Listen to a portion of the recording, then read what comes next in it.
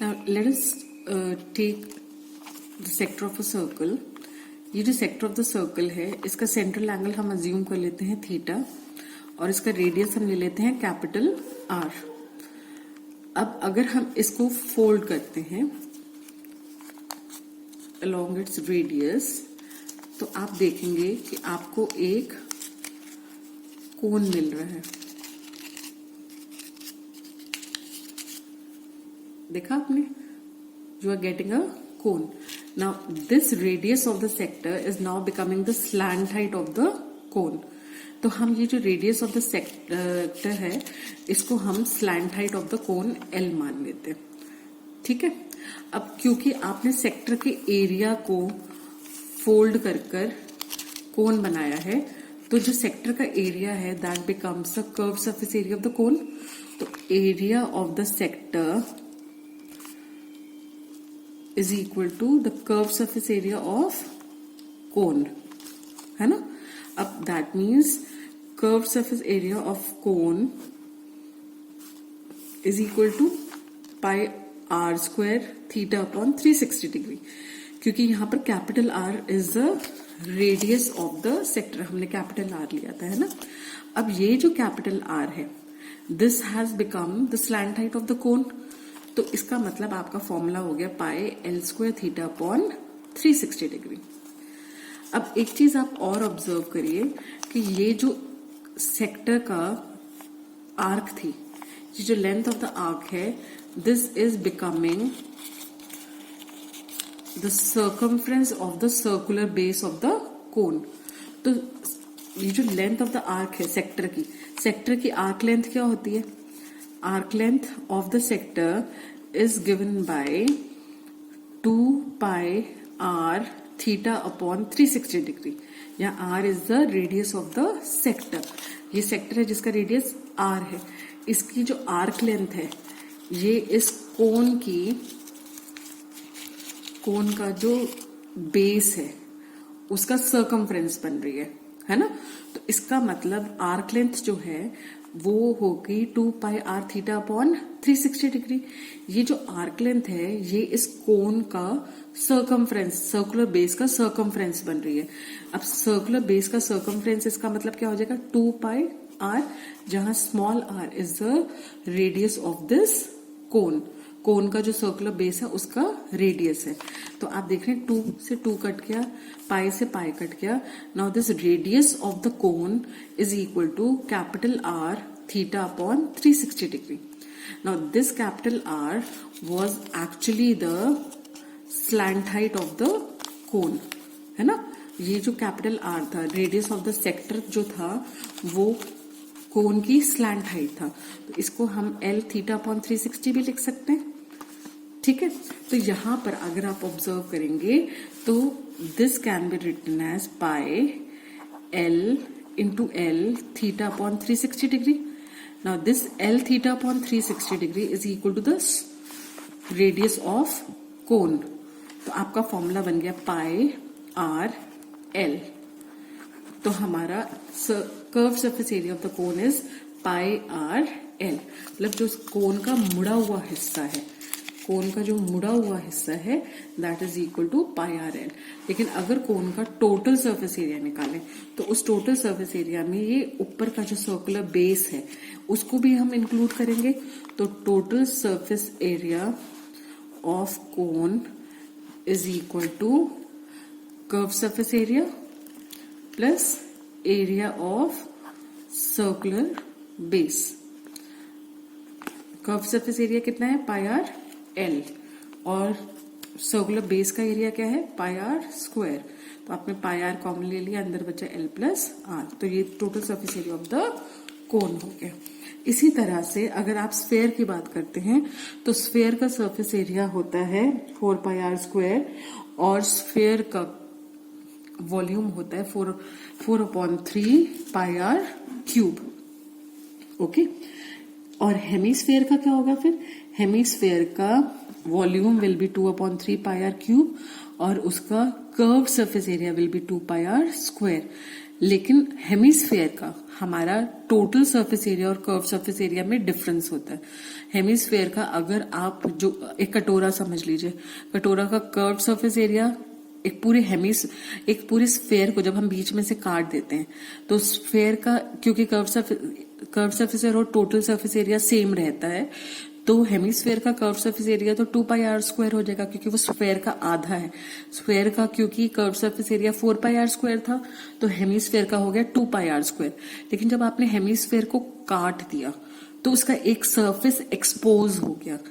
जैसे आप इमेजिन करो कि आपने एक अमरूद को बीच में से काटा है ना, तो उसका एक कर्व्ड पार्ट भी है और एक जो ऊपर सर्कुलर बेस है वो भी तो अब आप इंक्लूड करेंगे अगर आपको total surface area find out करना है।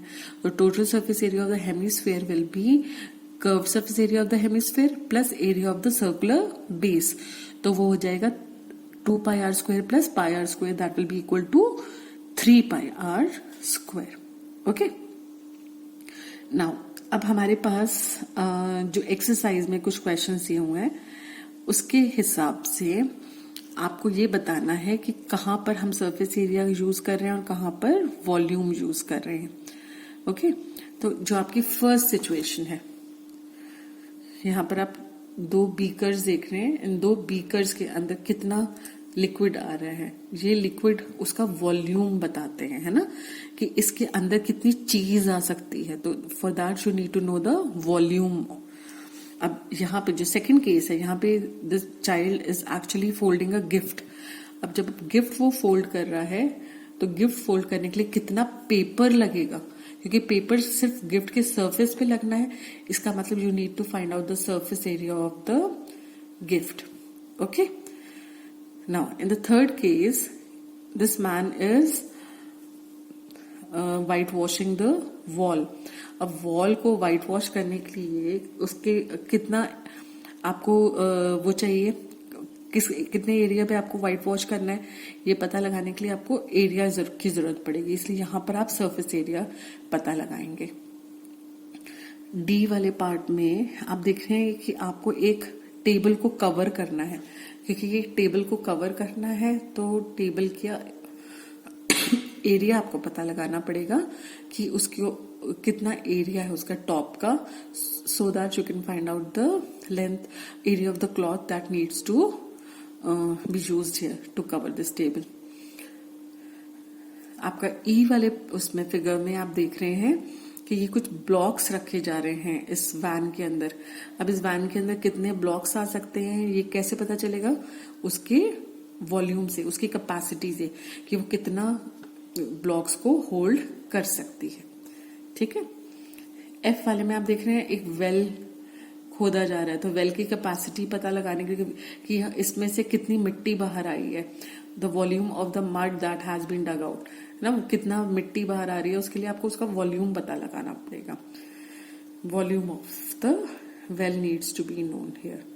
Now in the second question, name the shape of the following objects, an open round bowl. Shape of the following of an open round bowl, वो कैसा दिखेगा open round bowl? हाँ जी, एक open round bowl कुछ इस तरह से दिखेगा। Now this shape is called a hemisphere. तो an open round bowl will be a hemisphere. A round well, एक well है, this well has a shape of a cylinder. This is a hemisphere. Okay.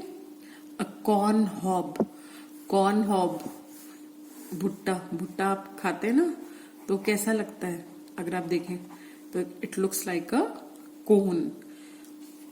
A room in the house, कमरा कैसा लगता है, कमरे की shape कैसी होती है, एक क्यूबॉइड जैसी, है ना, क्यूबॉइड जैसी होती है, तो रूम की shape will be that of a cuboid.